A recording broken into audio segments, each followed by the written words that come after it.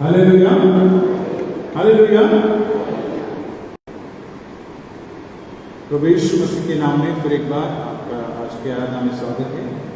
आइए हम प्रार्थना करें और उसके बाद हम परमेश्वर के वचनों में मनन करेंगे। सर्वशक्तिमान परमेश्वर यहोवा, हम आपकी स्तुति करते हैं। धन्यवाद है यीशु राजा, आज के इस नए दिन के लिए प्रभु जी, नए माह के प्रभु पहले सप्ताह में आपके भवन में आपने हमें लेकर आया। आपकी स्तुति करने का, आपकी आराधना करने का अवसर से हम आपको धन्यवाद देते हैं। आज जब आपके पाक कलाम को हम सुनते हैं, आप अपने गवाही में दीजिए, आपके दास के होठों को स्पर्श कीजिए। बोया जाना वाला हर एक वचन प्रभु आपकी ओर से आने वाला, तमाम शैतानी ताकतों को हम यीशु नासरी के नाम से बांधते हैं प्रभु जी। छोटी सी विनती हमारे मुक्तिदाता परमेश्वर के नाम से मांगते हैं, सुनिए और उससे बड़े दया से बैठ कीजिए। आमीन। प्रियानो, आज पेंटेकॉस्ट दिनानंतरचा 8वा रविवार आहे आणि आजचा विषय आहे कोणाला मी माझे शेजारी समजावे, कोणाला मी माझे शेजारी समजावे।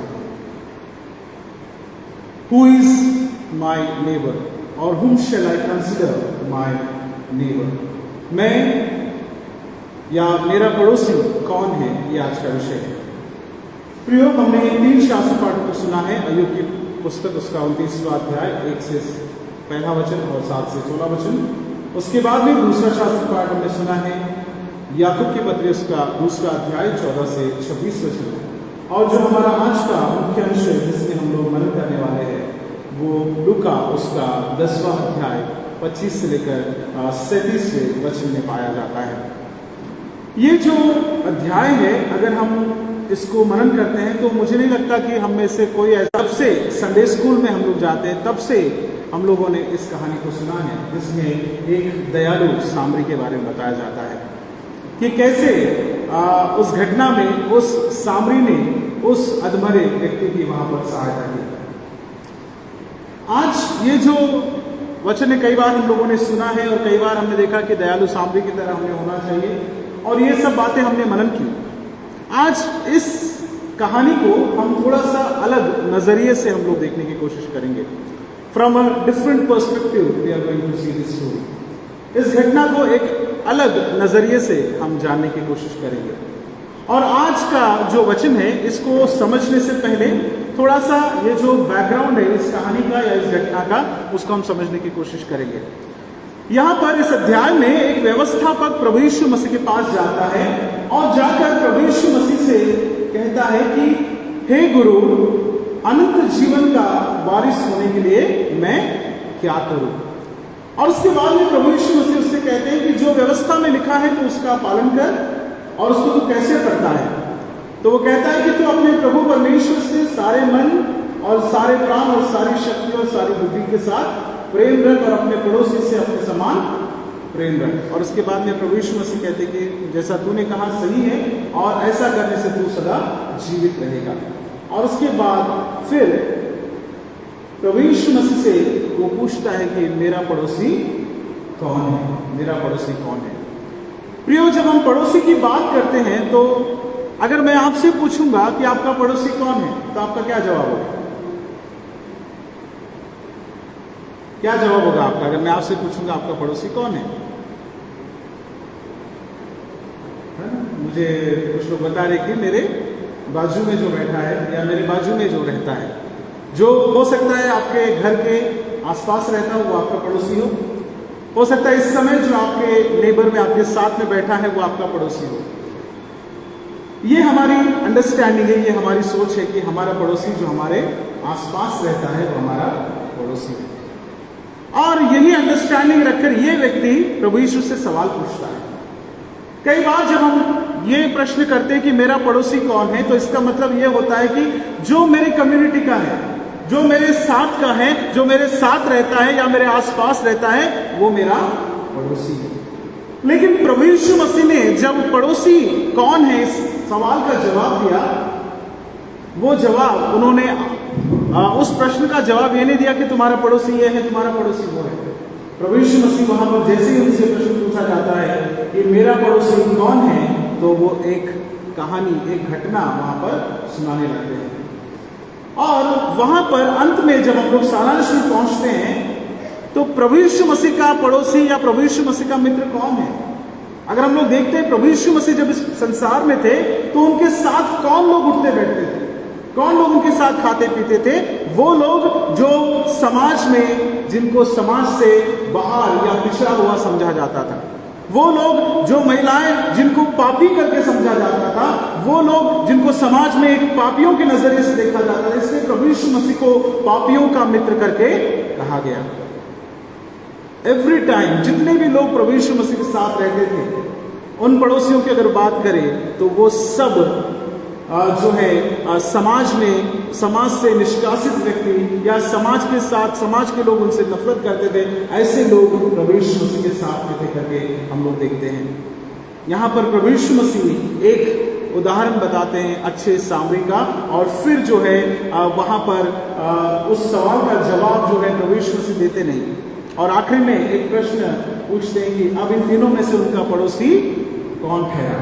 फिर से प्रभु यीशु मसीह वहाँ जवाब नहीं देते, और उसके बाद में वो व्यक्ति आखिर में जवाब देता है, वही जिसने उस पर दया की, वही जिसने उस पर दया की। और फिर यीशु मसीह ने जवाब दिया, जा तू भी ऐसा ही कर। वहां पर प्रभु यीशु मसीह ने सिंपल आंसर नहीं दिया कि तुम्हारा पड़ोसी ये है, तुम्हारा पड़ोसी वो है। So there was no answer. अब इस घटना का थोड़ा बैकग्राउंड अगर हम लोग देखते हैं, ये जो घटना है इसमें ये जो गांव का वर्णन किया गया, यरीहो और यरूशलेम, दो जगह का यहाँ पर वर्णन किया गया। यरूशलेम से लेकर यरीहो तक का जो रास्ता था, ये बात हो रही है आज से 2000-2500 साल पहले की। उस समय में वहां की जो रास्ते थे बड़े ही खतरनाक रास्ते थे। आज की तरह हम लोग जो हाईवेज हम देखते हैं वैसे हाईवेज नहीं थे। पुराने समय में जंगलों से भरा हुआ रास्ता, जंगली जानवर वहां हुआ करते थे, और अंधेरे में अकेले ट्रैवल करना या दिन में भी अकेले ट्रैवल करना बड़ा मुश्किल काम था। यरूशलेम से करीबन, यरूशलेम जो जगह है वो 2300 फीट समुद्री सतह से ऊपर है, और ये जो रास्ता है ये अमृत सागर के नजदीक है, और जो यरीहो जो गांव है वो करीबन 1300 फीट जो है वो समुद्री सतह से ऊपर ये है, समुद्री सतह के नीचे ये है करके हम लोग देखते हैं। और जो यरीहो और यरूशलेम का जो अंतर था करीबन 20 मील का ये रास्ता था, और 19वीं सदी तक ये जो रास्ते को बहुत खतरनाक माना जाता था अकेले यहाँ पर ट्रैवल करना, क्योंकि यहाँ पर चोर डाकू उचक के हमेशा लोगों को लूटने का इंतजार करते थे। और 19वीं सदी तक वहाँ पर एक खतरनाक डाकू जिसका नाम था अबू जिल्दा करके, वो वहाँ पर लोगों को लूटा करता था, आने जाने वाले राहगीरों को परेशान किया करता था। और प्रभु यीशु मसीह ने जब ये कहानी बताई तो ये वो घटना है जो हमेशा वहां हुआ करती थी। कोई नई बात नहीं बताई प्रभु यीशु मसीह ने, कि उस रास्ते से लोग जाया करते थे और उस रास्ते में लोगों को लूटा जाता था। ये हमेशा होने वाली घटना थी, और प्रभु यीशु मसीह ऐसी घटना को उनके सामने बताते हैं। यरीहो जो है करीबन जो गांव का दायरा था वो 300 मीटर का उस समय में उस गांव का दायरा था, और ये सबसे पुराना गांव था, और दुनिया के सबसे अच्छे खजूर यहाँ पर यरीहो में मिला करते थे। तो it was actually a good field, बहुत अच्छा फील्ड था जहाँ पर आपको बहुत अच्छी फसल वहाँ पर आपको मिलती थी। और ये आदमी कहाँ से कहाँ जा रहा था? कहाँ से कहाँ जा रहा था? यरूशलेम से यरीहो को जा रहा था। ये दोनों सिटी का मैं आपको बता रहा हूँ कि यरीहो में जमीन अच्छी थी, यरीहो में खेत फसल बहुत अच्छे से होती थी। तो ये जो व्यक्ति है यरीहो में, हो सकता है ये यरीहो का रहने वाला था, उसने खेत की उपज को कमाया। और यरूशलेम जो शहर है, यरूशलेम किस लिए फेमस था? किस लिए फेमस था? यरूशलेम में क्या था? परमेश्वर का मंदिर था, नंबर 1। दूसरी चीज, यरूशलेम एक बिजनेस सिटी था, यहाँ पर बहुत बड़ा व्यापार यहाँ पर होता था, क्योंकि मंदिर था तो बहुत सारे टूरिस्ट यहाँ पर आते थे, बहुत सारे श्रद्धालु हर बार, हर साल भर लोग वहां पर लगे रहते थे। तो it was a business city, it was a market place, and it was also a religious city. ये एक धार्मिक जगह थी, व्यवसाय की जगह थी, और यहाँ पर बड़ा बाजार भी था। तो ये हो सकता है कि ये जो व्यक्ति है यरीहो से पहले यरूशलेम गया, उसकी जो सारी उपज थी, हो सकता है वो खजूर की खेती करता था या और कोई खेती करता था, उसने अपने सारी फसल को लेकर गया, यरूशलेम में व्यापार किया और वहां से अच्छा धन कमा कर ये वापस कहाँ जा रहा था? यरूशलेम से यरीहो को जा रहा था। ये स्टोरी आपको यहाँ पर नहीं मिलेगी, मैं इसका बैकग्राउंड आपको बता रहा हूँ। आपने पढ़ा भी नहीं होगा बाइबल, पास साहब कहाँ से बता रहे बाइबल के बाद सोचेंगे आप। दिस इज एक्चुअली बैकग्राउंड, ये जो इसका पृष्ठभूमि है, क्योंकि इस कहानी को अगर हमको समझना है तो उसकी पृष्ठभूमि को समझना बहुत जरूरी है। तो ये व्यक्ति सारी फसल को लेकर गया, बेचा और अब वापस यरूशलेम से यरीहो को वो जा रहा था। अब ये जो डेड सी के नजदीक था यरीहो, तो डेड सी में भी बहुत सारे खनिज संपदा है, आप गूगल करके भी आप देख सकते हैं। Lot of minerals are there. तो और इसलिए वहां पर जो खेती बाड़ी है और उसके आसपास की जो जगह है वो भी उसी प्रकार से उपजाऊ थी, और वहां से ये सब कुछ पाकर ये बहुत सारा पैसा कमाकर यरूशलेम से वापस यरीहो की ओर जा रहा था। और इसके पास जब पैसा है, तो जब इंसान के पास पैसा हो जाता है तो क्या होता है? उसके दुश्मन भी बढ़ जाते हैं ना, लोग उसको हमला कर लेने की कोशिश करते हैं। और ये जब वापस जा रहा था तो कुछ लोगों ने उसको लूट लिया करके हम लोग देखते हैं। अब इस कहानी में थोड़ा सा हम लोग हर एक कैरेक्टर पर आज ध्यान करने की कोशिश करेंगे, हर एक कैरेक्टर को अलग अलग निकाल कर हम स्टडी करेंगे। इस घटना में कितने कैरेक्टर है आप बता सकते हैं? काउंट कीजिए, आपको थोड़ा सा समय देता हूं, बाइबल आपके पास होंगे। तो इस कहानी में कितने चरित्र हैं? बहुत बार हमने पढ़े हैं हम लोगों ने। कितने हैं टोटल कैरेक्टर? कितने हैं? अलग अलग आंसर्स आ रहे हैं, बाइबल अच्छे से पढ़िए। 4 हैं। कितने लोग 4 बोल रहे? 4 हैं, 5 है, 6 है, 5 है, फाइनल 5 है। कौन कौन है बताइए? नंबर 1 स्टार्ट कीजिए उस कहानी से। यीशु मसीह और व्यवस्थापक को छोड़ के, ठीक है? यीशु मसीह व्यवस्थापक को छोड़ दो, क्योंकि उनके बीच में डिस्कशन चल रहा है। लेकिन जो एक्चुअल स्टोरी है उसमें कितने कैरेक्टर्स हैं हम लोग देखते हैं। पहला डाकू, ठीक है। दूसरा, एक एक लाइन से चलते हैं, बाइबल से निकाल कर पढ़िए आप।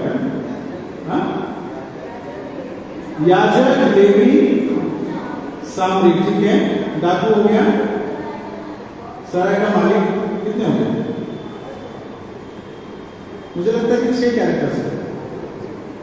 6 है ना कि 5 है? हाँ, उसको भूल गए ना, जिसके ऊपर स्टोरी है, जिसने मार खाया बेचारा रास्ते में पड़ा है, उसी को आप भूल गए कैरेक्टर। तो टोटल यहां पर इस कहानी में हम लोग 6 कैरेक्टर्स को मिलते हैं, 6 ग्रुप्स ऑफ पीपल भी हम बोल सकते हैं। पहला वो यात्री जिसको अधमरा छोड़ा गया। दूसरा चोरों का टीम, उसमें 2-4 लोग हो सकते हैं।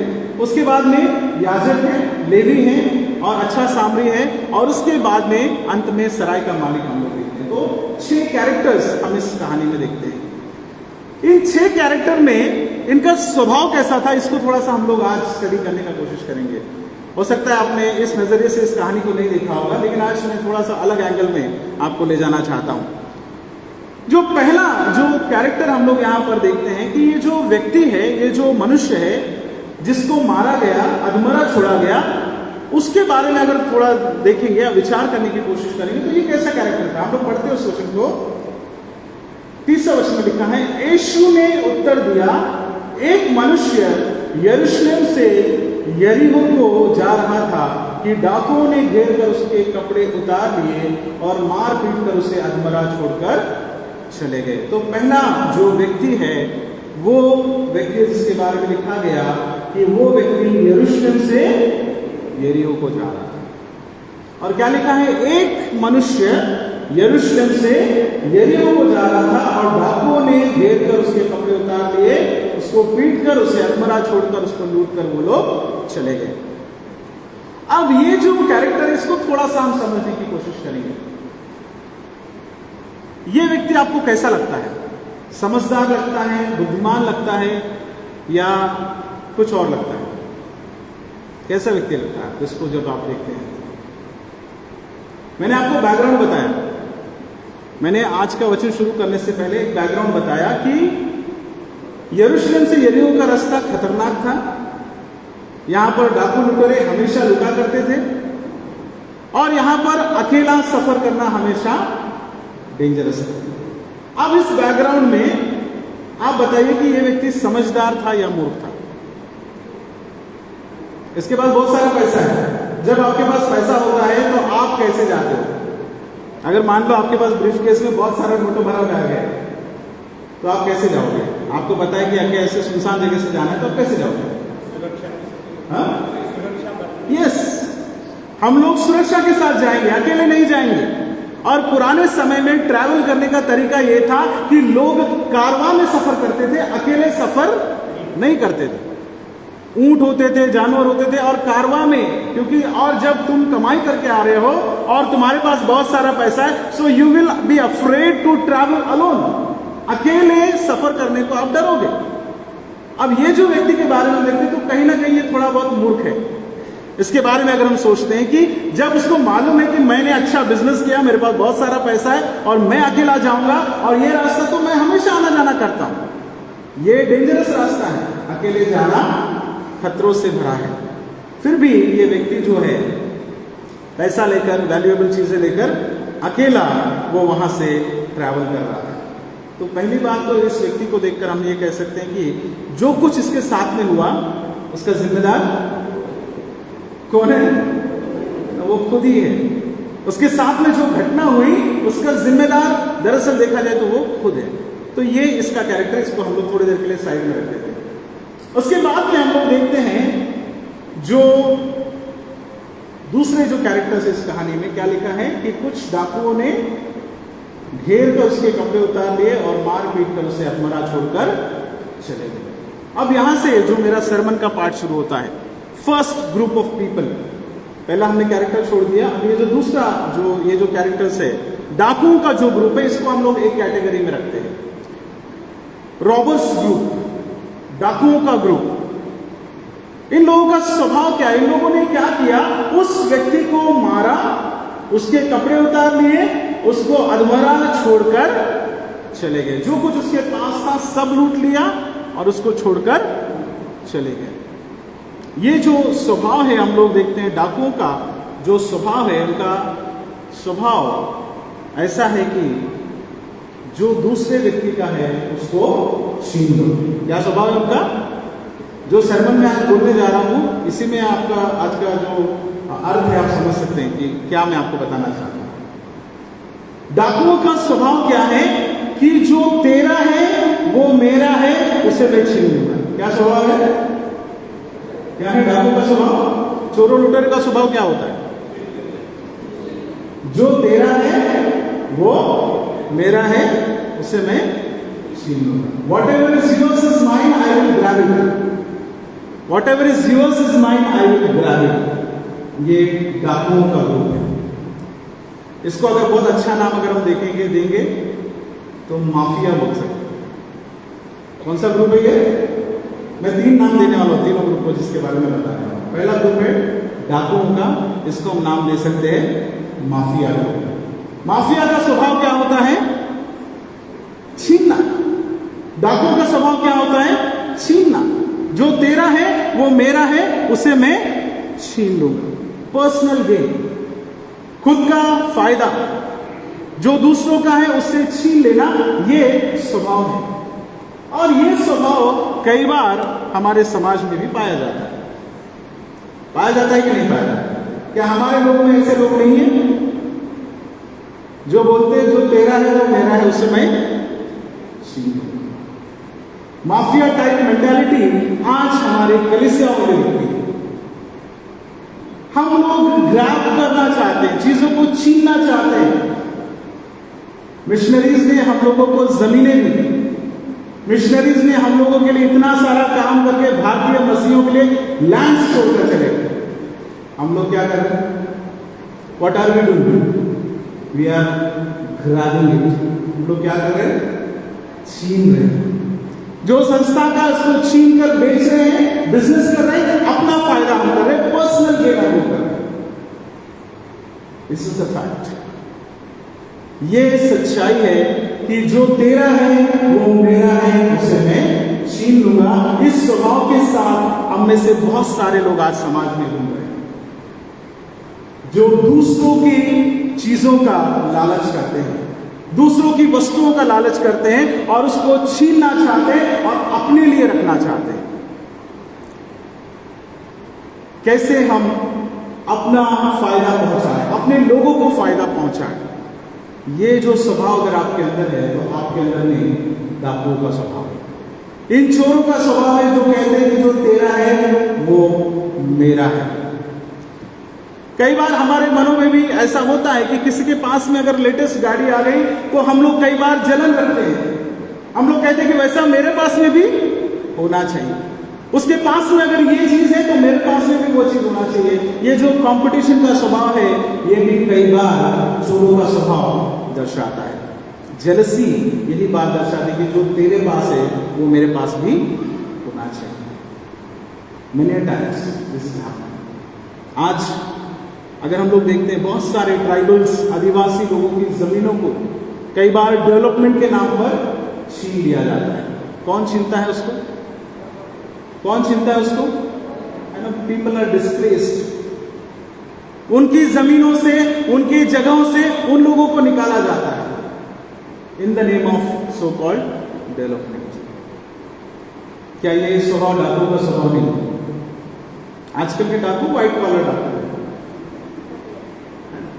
अच्छी बड़ी बड़ी गाड़ियों में आते हैं, अच्छी अच्छी पोजीशनों पे बैठते हैं और छीन लेते हैं। भले आज गोली बंदूक लेकर डाकू लूट नहीं रहे, लेकिन अपने पद का दुरुपयोग करके लोग आजकल लूट रहे हैं। This is the reality. इस स्टोरी में जो पहला स्वभाव हम लोग देखते हैं इन डाकुओं का, जो कहते हैं कि जो तेरा है वो मेरा है, उसे मैं छीन लूंगा। Mafia kind of people. आज हमारे चर्चेस में, कलीसियाओं में, हर जगह पर ऐसे स्वभाव के लोग हमको दिखाई देते हैं जो केवल छीनना जानते हैं, दूसरों के वस्तुओं को, दूसरों के अधिकारों को, दूसरों के जीवनों में जहर घोलकर चीजों को छीनना चाहते हैं। This is the fact which is happening. मैं बहुत सारांश में बोल रहा हूं, आप समझ सकते हैं मैं किन किन लेवल पर बात कर रहा हूं। तो पहली बात, पहला नजरिया इस कहानी में देखते हैं कि स्वभाव यह है जो तेरा है वो मेरा है। मैं आपसे पूछूंगा अगले हफ्ते, इसलिए आपको याद रखना है। पहला स्वभाव क्या है डाकुओं का? ये सरपन आपको याद होना चाहिए। वो पार्ट जब घर जाएंगे तो आपको मैं एग्जाम भी अगर होगा तो आप बता सकते हैं आधी रात को जगह कर पूछने से। तो स्वभाव क्या है? जो तेरा है वो मेरा है, उसे मैं छीन लूंगा। दूसरा जो कैरेक्टर्स हम लोग देखते हैं आगे में कहानी में कि डाकुओं ने ऐसा किया और वहां से वो चले गए। उसके बाद में 31वें वचन में लिखा है, और ऐसा हुआ कि उसी मार्ग से एक याजक जा रहा था, परंतु उसे देख के कतरा कर चला गया। एक याजक वहां से जा रहा था और वो कतरा कर वहां से चला गया। दूसरा, उसके बाद का कैरेक्टर कौन है? याजक के बाद का? इसी रीति से एक लेवी उस जगह पर आया और वह भी उसे देख के कतरा कर चला गया। अब ये दोनों का कैरेक्टर हम समझने की कोशिश करेंगे।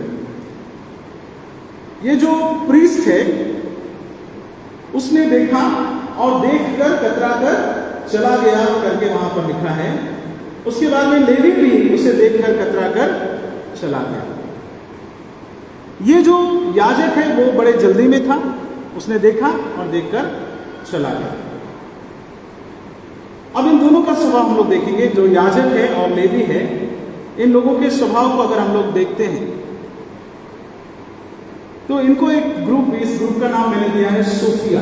क्या नाम दिया? सोफिया। सोफिया का मतलब होता है हिब्रू भाषा में विजडम। सोफिया का मतलब होता है विजडम या बुद्धि, ज्ञानवान लोग। तो ये ज्ञानवान लोग हैं। कौन है ज्ञानवान लोग? याजक भी ज्ञानवान व्यक्ति है, अच्छा धर्म का, शास्त्र का जानने वाला, लेवी भी शास्त्र को लिखने वाला, ये दोनों बहुत ज्ञानवान लोग हैं। तो ये है सोफिया, विजडम, बुद्धिजीवी लोग हैं।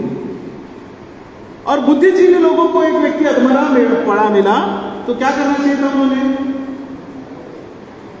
क्या करना चाहिए था? बुद्धिजीवी लोगों से क्या अपेक्षा होती है आप लोग? हाँ? कि वो किसी ना किसी की मदद करेगा या करना चाहिए। तो वो लोग वहां से चले गए। अब मैं आपसे ये प्रश्न पूछता हूं कि इन्होंने सही किया या गलत किया? इन्होंने उस व्यक्ति की सहायता नहीं की, सही किया या गलत किया? गलत। कितने लोग बोलते हैं गलत किया? I want to see the hands, थोड़ा सा ऊपर। सब कौन बोलते हैं गलत नहीं किया? कोई है ऐसा जो बोलते हैं गलत नहीं किया? पक्का गलत किया? सब लोग बोले गलत किया। अब मैं आपको कुछ बताने वाला हूं, उसके बाद फिर से ये सवाल पूछूंगा, तब आप बताना गलत किया कि सही किया। ये जो दोनों व्यक्ति थे, जैसा मैंने बताया कि रास्ता कौन सा था? यरूशलेम से यरीहो का रास्ता था। जा कौन रहे थे? याजक और लेवी। और यहां पर जो याजक है, हो सकता है कि वो यरीहो से यरूशलेम की तरफ जा रहा था। हो सकता है कि वो यरूशलेम से यरीहो की ओर जा रहा था।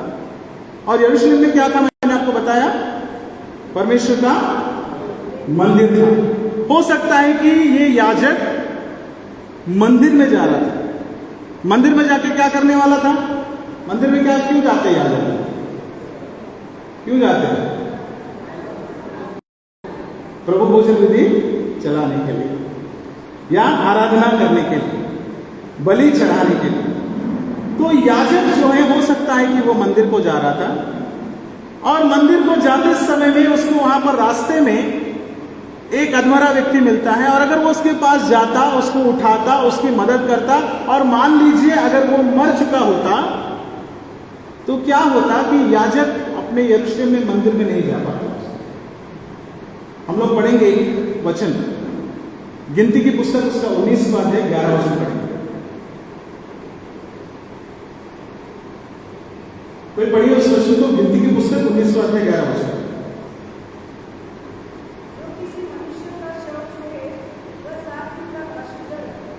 क्या लिखा है? जो किसी मनुष्य का शव छुए तो कितने दिन तक अशुद्ध रहेगा? वो 7 दिन तक अशुद्ध रहेगा। जो किसी मनुष्य का शव छुए वो 7 दिन तक अशुद्ध रहेगा। अगर मान लीजिए वो याजक उस व्यक्ति को जाकर हाथ लगाता और वो मर चुका होता, और उसके शव को अगर वो हाथ लगाता, कितने दिन तक अशुद्ध रहता? 7 दिन तक। अगर याजक अशुद्ध है तो 7 दिन तक कहां नहीं जा पाएगा? वो मंदिर में नहीं जा पाएगा। तो क्या नहीं कर पाएगा? वो आराधना नहीं कर पाएगा, बलि नहीं चढ़ा पाएगा, लोगों के लिए प्रार्थना नहीं कर पाएगा। यानी उसकी ड्यूटी से उसको कितने दिन का छुट्टी है? फिर 7 दिन का छुट्टी। अब 7 दिन का छुट्टी है तो नुकसान किसका होने वाला है उसमें? किसका होने वाला है? लोगों का। कलीसिया का नुकसान तो हो रहा है, साथ में पादरी का भी नुकसान हो रहा है। क्योंकि 7 दिन जो बलि चढ़ती है तो बलि का भी हिस्सा किसको मिलता है?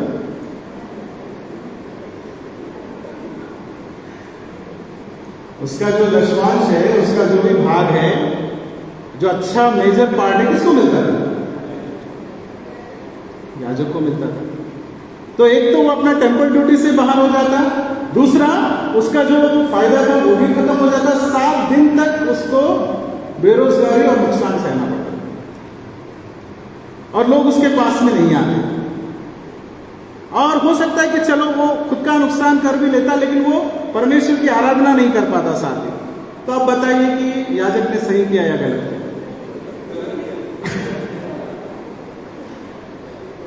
कुछ लोग गलत बोल रहे, कुछ लोग सही बोल रहे। अभी हम थोड़ा सा डिवाइड हो गए। सही किया या गलत किया?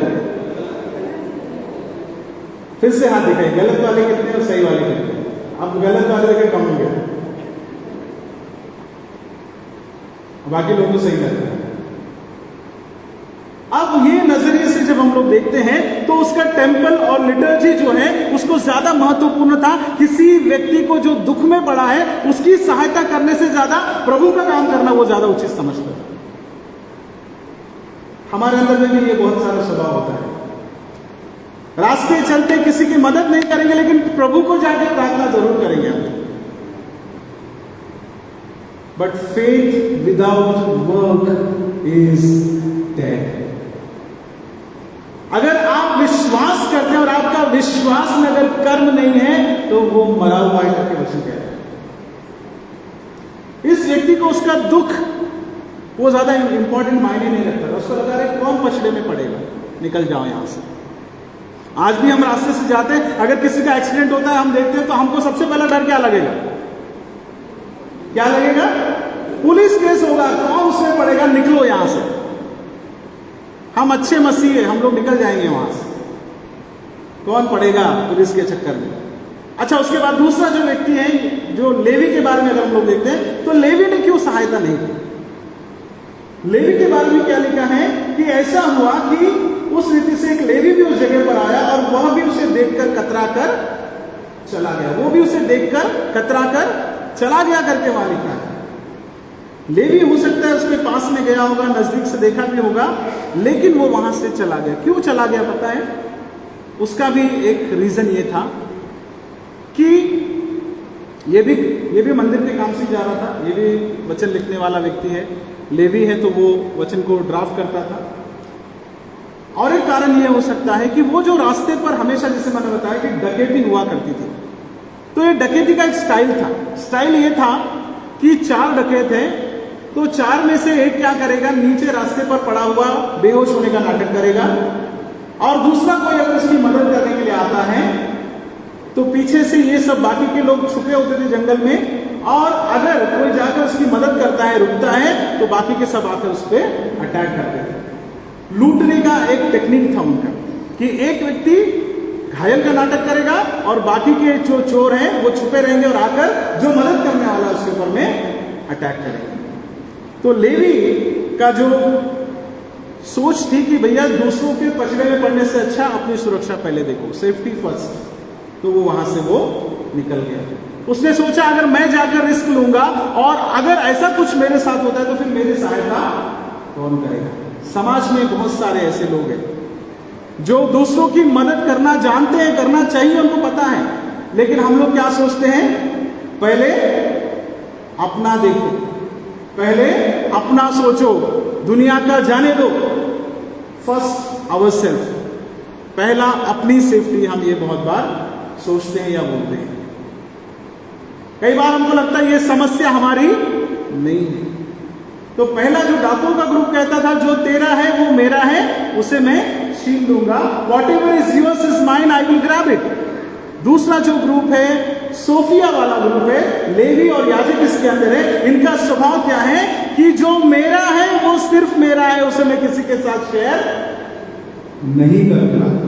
जो मेरा है वो सिर्फ मेरा है, उसे मैं किसी को नहीं बांटूंगा।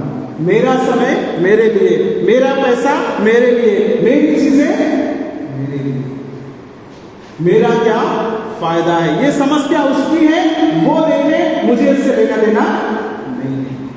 आज हमारे समाज में 80 से 90% लोग यही कैटेगरी में आते हैं।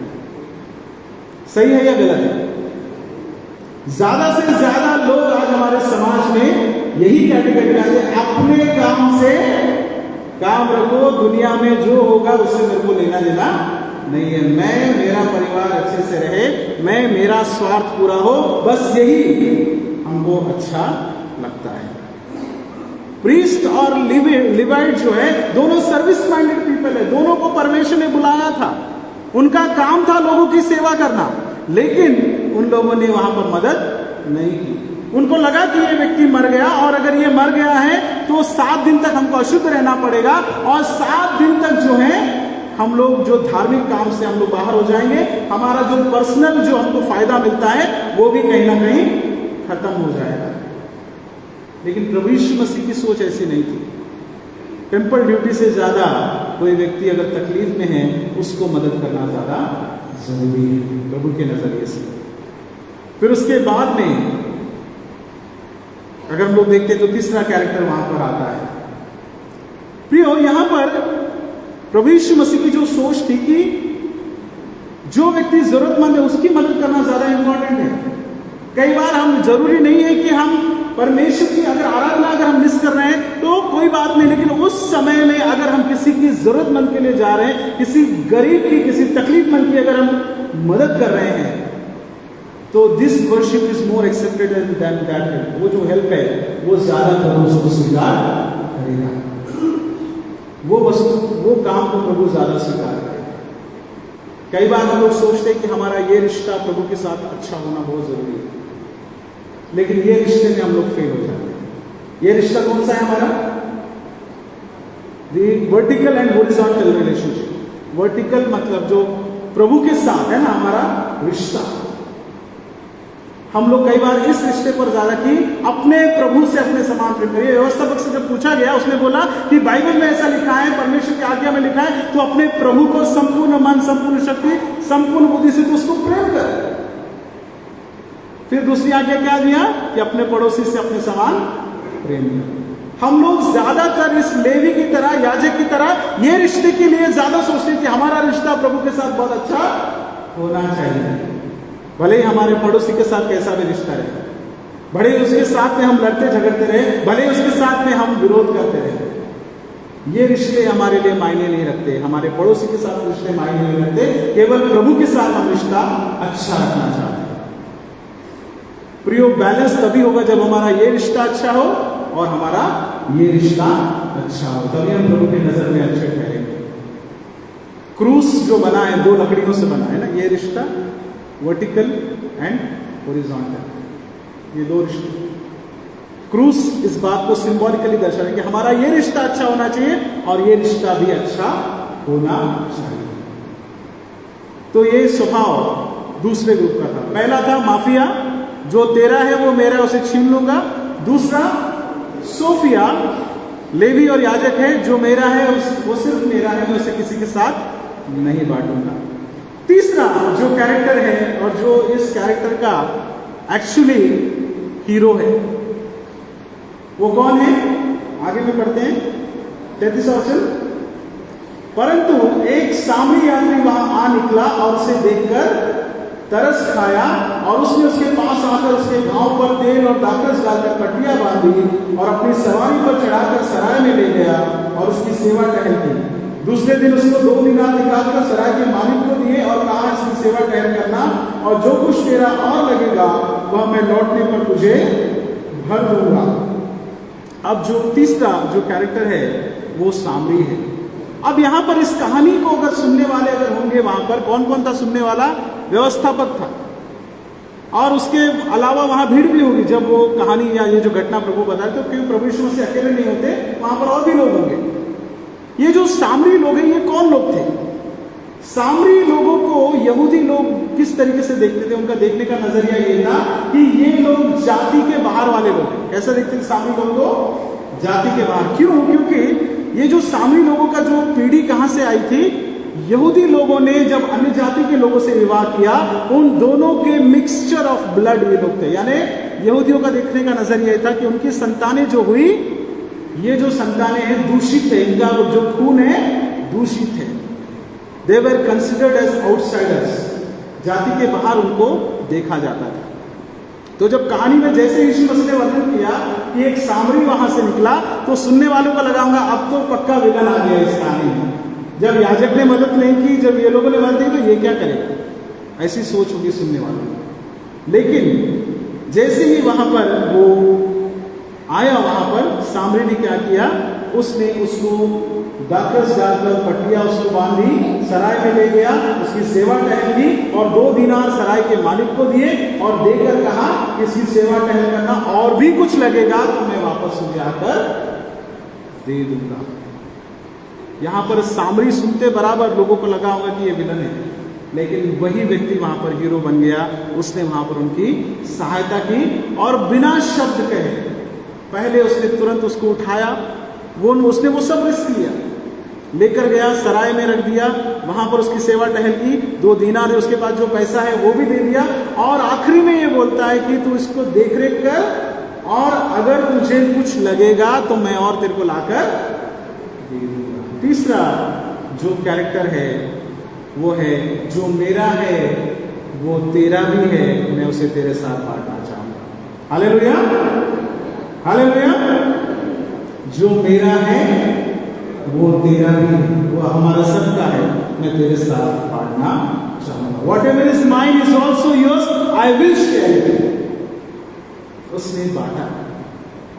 और मसीहियत हमको यही सिखाती है कि हमको बांटना है। अगर हमारे पास है तो हमको बांटना है। 2 संडे पहले मैंने आपको वो छोटे बच्चे की कहानी के बारे में बताया जो 5 रोटी और 2 मछली लेकर गया।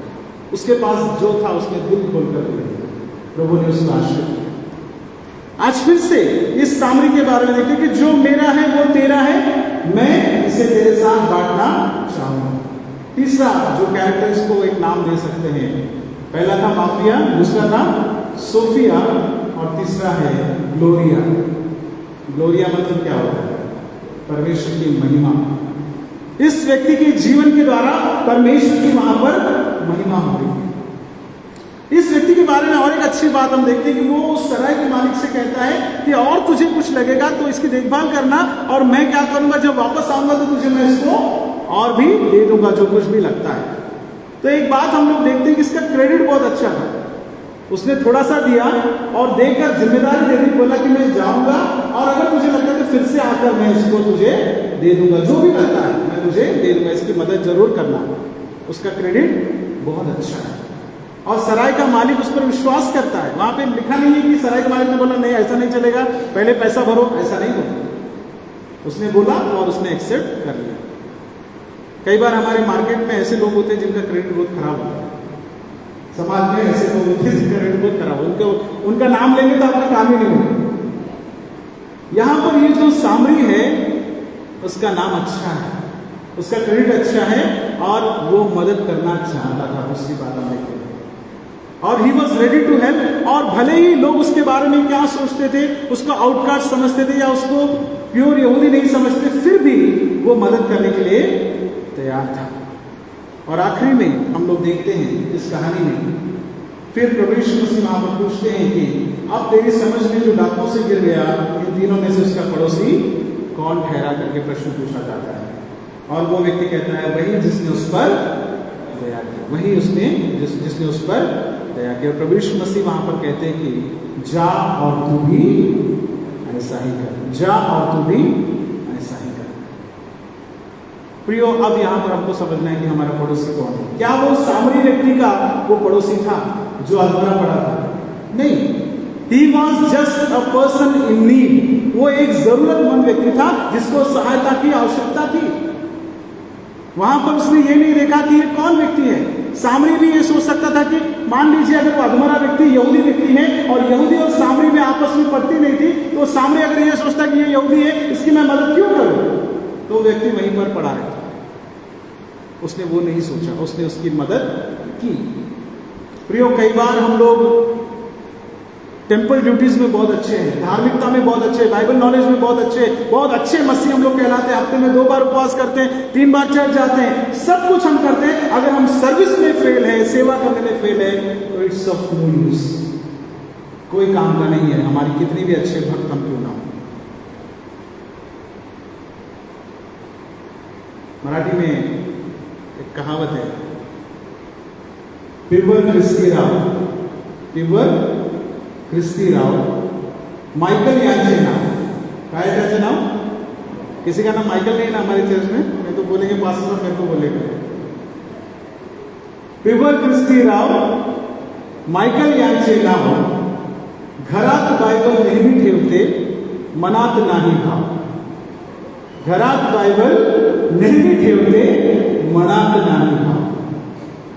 कितना ही धार्मिकता आप क्यों ना दिखाए, if you are not ready to help a person in need, then your Christianity is useless. तब आपकी मसीहत कोई काम की नहीं है। प्रियो, हमको सहायता करना है, जो जरूरतमंद है उसकी सहायता करना है, चाहे वो व्यक्ति अपनी मूर्खता के कारण समस्या में क्यों ना पड़ा, जैसा ये व्यक्ति पड़ा था, फिर भी आपको हेल्प करना है। You have to help in any way. कई बार हम लोग जब देने की बात आती है, जब सहायता करने की बात आती है, हम लोग पीछे हट जाते हैं। When it comes to practice, when it comes to service, हम कई बार पीछे हट जाते हैं।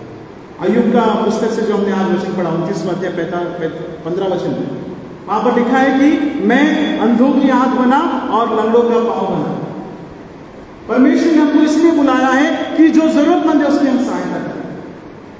कई बार हमारे पास होते हुए भी देने की भावना नहीं है। सब कुछ है हमारे पास, परमेश्वर का दिया सब कुछ है, but we are not ready to help, we are not ready to give your service. हम लोग कई बार डाकू का स्वभाव बनाकर रखें कि जो तेरा है मेरा है, मैं छीन लूंगा। कई बार हम अपने आप को ऐसा भी सोचते कि मेरा है तो मेरा ही है, मैं किसी के साथ नहीं बांटूंगा। लेकिन प्रभु चाहता है कि हमारा स्वभाव ऐसा हो कि जो मेरा है वो हम सभी का है, मैं सबके साथ बांटना चाहूंगा। शुरुआत की कलीसिया क्यों आशीषित थी पता है आपको? एक्ट्स चैप्टर 2 वर्स 44 एंड 45 अगर पढ़ेंगे, प्रेरितों के काम उसका दूसरा अध्याय 44-45 में पढ़ेंगे तो वहां लिखा है कि सब लोग अपनी अपनी सामर्थ्य के अनुसार लाते थे और जमा करते थे। पढ़िए उस वचन को, उसको अंतिम वचन को पढ़ के हम समाप्त करेंगे। प्रेरितों के काम उसका दूसरा अध्याय 44-45।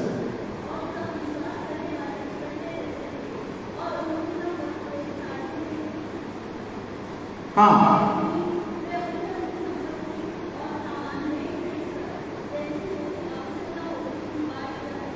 हाँ देखिए यहां लिखा है कि और सब विश्वास करने वाले इकट्ठे रहते थे और उनकी सब वस्तुएं कैसी थी? साझे में थी। साझे मतलब इट वॉज शेयर्ड, सबका उस पर अधिकार था। वे अपनी अपनी संपत्ति और सामान बेच कर जैसी जिसकी आवश्यकता होती थी बांट दिया करते थे। This is the early church. शुरुआत की कलीसिया ऐसा करती थी। क्या हम आज की कलीसिया ऐसा कर रहे हैं? मैं ये नहीं बोल रहा कल आपका घर बेच के यहाँ पैसे जमा कर, लेकिन जब कोई जरूरतमंद है तो क्या हम आगे आ रहे हैं एक कम्युनिटी होने के नाते? क्या हम एक दूसरे को साथ में लेने की कोशिश कर रहे हैं? ये बहुत इंपॉर्टेंट है। प्रभु यीशु मसीह ने उस व्यवस्थापक से कहा कि जा और जाकर ऐसा ही कर। आज मैं भी आपसे कहूंगा कि जाओ और जाकर ऐसा ही करो। प्रभु करे वचन सबके लिए आशीष का कारण बने।